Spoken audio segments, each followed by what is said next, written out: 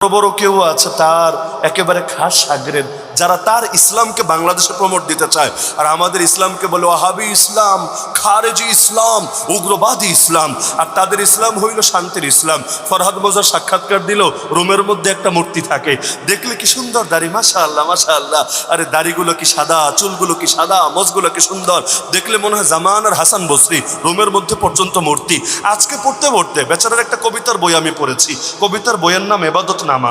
এখন একটা অংশ দেখানোর লোভ আমি সামলাতে পারছি না যে এরা কি পরিমাণ নিকৃষ্ট আকীদা লালন করে। আর এই আকীদা যারা লালন করে তাদেরকে মুসলমান বলবে না কাফের বলবে, ফতোয়া আমার দেওয়া লাগবে না, যার কমন সেন্স আছে সে দিতে পারবে। এই বইয়ের পাতা পাতা নিয়ে যদি আমি ব্যাখ্যা করতে শুরু করি মোটামুটি ঘন্টা পার হবে, কিন্তু এখানে কুফুরা শিরিক কি কি আছে বলে শেষ করা যাবে না। আমি জাস্ট দুইটা কবিতার সামান্য অংশ শুনাই, বাকিটা মনে চাইলে নিজেরা আপনারা দেখে নিয়েন। এরপর বুঝছেন দেশ কাদের হাতে চলে যাচ্ছে এবং কি পরিমাণ ষড়যন্ত্র এখনো চলছে। একটা কবিতা সবাই বুঝবেন, গ্রামের মানুষরাও বুঝবেন। তিলেক হিম্মত নাই, আল্লাহরে বলছে তিলেক, তিল পরিমাণ হিম্মত নাই, আধা ছটাকের নাই তেজ, সাত আসমানের প্রভু খোদা তাআলা হয়ে বসে আছে। সামান্য হিম্মত নাই, সামান্য তেজ নাই, সাত আসমানের খোদা তাআলা হয়ে বসে আছো। মুখে খালি কহ শুনি দুনিয়ার তুমি মালিক, অথচ মালিক অন্য কহিতেছে তারা খোদা। এটা তার ইবাদতনামা বইয়ে আছে।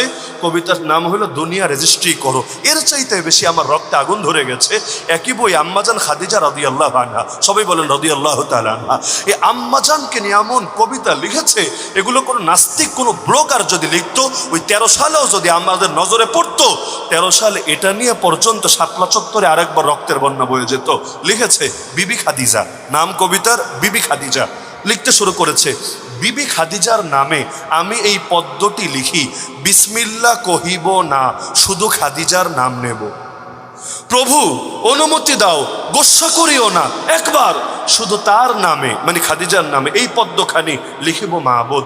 নবীজির নাম তার নামও নেব না মালিক, শুধু খদিজার নামে, অপরূপ খদিজার নামে, অপরূপ খদিজার নামে একবার দুনিয়ায় আমি সব নাম ভুলে যাব, তোমাকেও ভুলে যাব নবীকে আমার। একমাত্র তিনি প্রভু, একমাত্র তার চাকুরিতে উট ও ব্যবসা লয়েছিল মোর নবীজি বহাল। মানে খাদিজার অধীনে চাকরি করতো আমার নবী, উট নিয়ে ব্যবসা করত। তুমি ডাট মারিও না, আল্লাহরে বলছে তুমি ডাট মারিও না। নবী ছিল তোমার হাবিব, কিন্তু খদিজার ছিল বেতনের বাধা কর্মচারী। সব নারী জানে তুমি খাটো হয়ে আছো এইখানে, তোমার খাতিরে তবু প্রকাশ্যে তা জাহির করে না। নাউযুবিল্লাহি মিন যালিক। ইমান থাকবে। আম্মাজান খাদিজা রাদিয়াল্লাহু আনহা শানে কথা বলার পর এর চাইতে বড় বেয়াদবি আর গোস্তাখি কি হতে পারে? আল্লাহ নবীকে নিয়ে কটূক্তি করা যেমন পাপ, নবীর কোন স্ত্রী যারা মুমিনদের মা তাদেরকে নিয়ে কটূক্তি করা এর চাইতে বা এর সমান নিকৃষ্ট পাপ।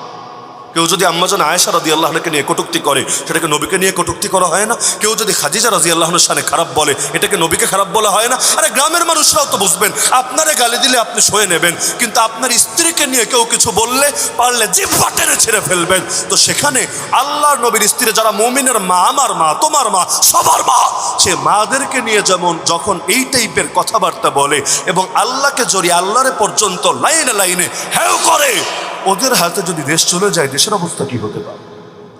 আমি এত স্বপ্ন টপ্ন দেখি না, আমি কারো অন্ধ বিরোধীও না, অন্ধ দালালও পছন্দ করি না, লেকিন যতদিন পর্যন্ত এখানে আল্লাহর জমিন আল্লাহর দ্বীনের বিজয় না হবে, আল্লাহ এবং তার রাসূলের ইজ্জত হেফাজতের ব্যবস্থা না হবে, কোরআনের রাজ কোরআনের শাসন কায়েম না হবে, আর এই দেশের আকাশে কালেমার পতাকা পথ করে না দুলবে, ততদিন পর্যন্ত থেমে যাওয়ার সুযোগ নাই, বসে যাওয়ার সুযোগ নাই। না হলে শহীদদের রক্তের সঙ্গে গাদ্দারি হবে, না হলে আহতদের শানে বড় অবমাননা হবে। আরে জিন্দেগিতেও বৈষম্য দূর হবে না, জুলুম দূর হবে না, দুঃশাসন দূর হবে না, সুদ দূর হবে না, ঘুষ দূর হবে না, অন্যায় দূর হবে না, ফ্যাসিজম দূর হবে না, যতদিন না এই জমিনে আল্লাহর দ্বীন কায়েম হবে।